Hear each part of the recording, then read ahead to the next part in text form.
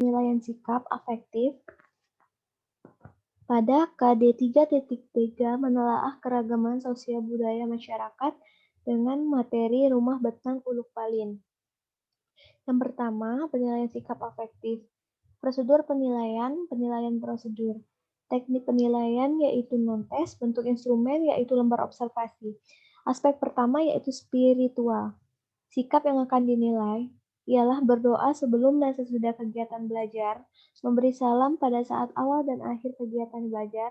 Yang ketiga, bersyukur ketika berhasil mengerjakan tugas belajar dengan skor dari 1, 2, 3, sampai 4. Yang kedua, aspek yang akan dinilai yaitu jujur dengan indikator pertama, mengerjakan sendiri tugas yang diberikan pendidik. Yang kedua, mengakui kesalahan atau kekeliruan. Yang aspek yang ketiga yaitu percaya diri. Dengan indikator yang pertama, berani tampil di depan kelas. Yang kedua, mengemukakan pendapat terhadap suatu topik atau masalah. Dan aspek yang terakhir yaitu tanggung jawab. Dengan indikator menyelesaikan tugas yang akan diberikan.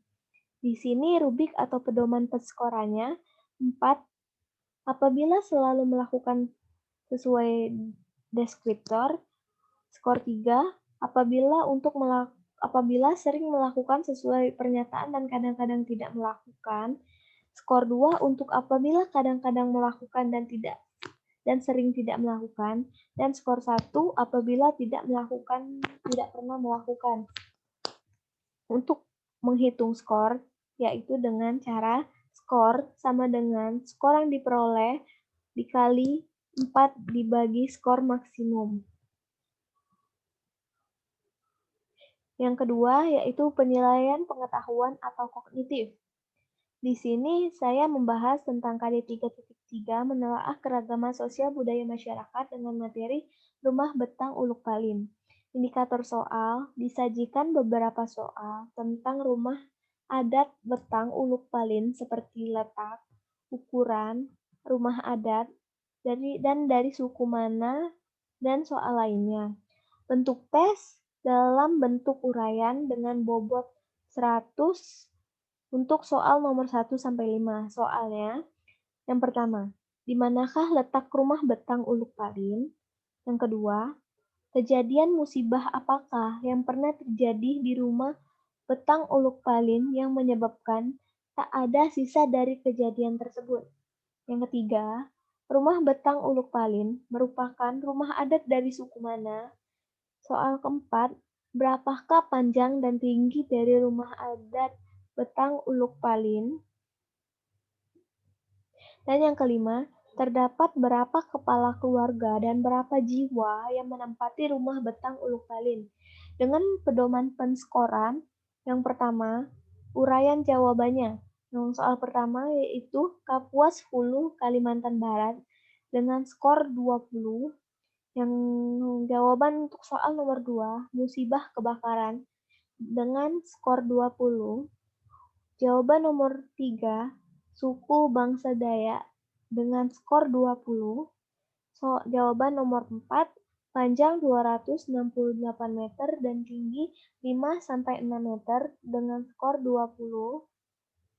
Dan yang kelima, 130 kepala keluarga dan 500 jiwa dengan skor 20.